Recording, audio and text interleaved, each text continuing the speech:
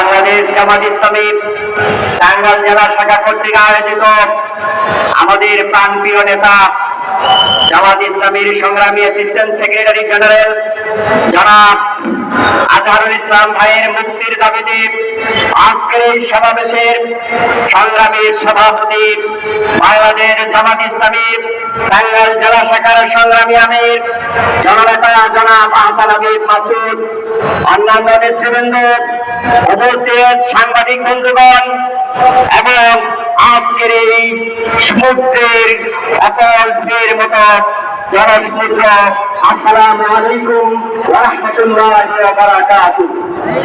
সংগ্রামী ভাইরা, আজকে আমরা আমাদের প্রাণপ্রিয় নেতা জনাব আজহারুল ইসলাম ভাইয়ের মুক্তির দাবিতে আমরা আজকের এই সমাবেশে সমবেত হয়েছি।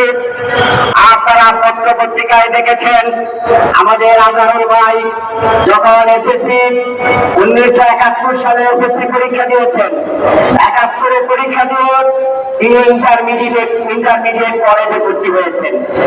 আর তিনি নাকি যুদ্ধ অপরাধের মামলায় তিনি আসামি সাব্যস্ত। কিভাবে হতে পারে? একটা ছেলে এসএসসি পরীক্ষা যখন দেয়, সে কি বাংলাদেশের স্বাধীনতা যুদ্ধের এত বড় অপরাধ করে সে কিনা যুদ্ধ অপরাধী হয়ে গেল? এটা কি দুনিয়ার বাংলাদেশের কোন পাগল বিশ্বাস করবে? এটা বিশ্বাসযোগ্য? বিশ্বাসযোগ্য নয়। সাক্ষী যারা দিয়েছে তারা বলেছে 6 মাইল দূর থেকে দেখেছে। একজনে বলছে 6 মাইল, আরেকজনে বলছে 3 কিলোমিটার, আরেকজনে বলছে 1.5 কিলোমিটার দূরে থেকে। তাদের সাথে আজকে সরকার আমাদের প্রিয় নেতাকে অ্যারেস্ট করে রেখেছে।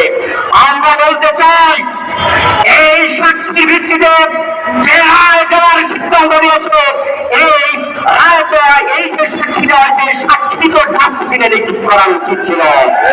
কিন্তু আমরা দেখছি এই ব্রিটিশ সরকারের পতনের পরেও আমরা যেখানে একটি উৎপাদিত হয়েছে, আমরা দেখেছি যারা ফাঁসির রায় কার্যকর হয়েছে তাদেরকে মুক্তি দিয়েছে, অথচ আমাদের সেই প্রিয় নেতাকে মুক্তি দেওয়া হয় নাই। এটা জামাত ইসলামী এবং আমাদের প্রিয় নেতার উপর এক জুলুম ছাড়ার কিছু নয়। সুতরাং আজকে সারা বাংলাদেশ থেকে আওয়াজ উঠেছে, লক্ষ কোটি কোটি জনতা আজকে রাস্তায় নেমে এসেছে। আমরা তাই আমাদের পক্ষ থেকে বলে দিতে চাই, তার ষড়যন্ত্র মোকাবেলা করে জামাত ইসলামী বাংলাদেশ আমাদের প্রাণপ্রিয় নেতাকে জেল থেকে মুক্ত করে ছাড়বে ইনশাআল্লাহ। আমাদের প্রাণপ্রিয় নেতার মুক্তি না হওয়া পর্যন্ত আমরা রাজপথ ছাড়ব না। আমরা সকল ধরনের ষড়যন্ত্র মোকাবেলা করে তার মুক্তির আন্দোলনকে আমরা দুর্বার গতিতে এগিয়ে নেব ইনশাআল্লাহ।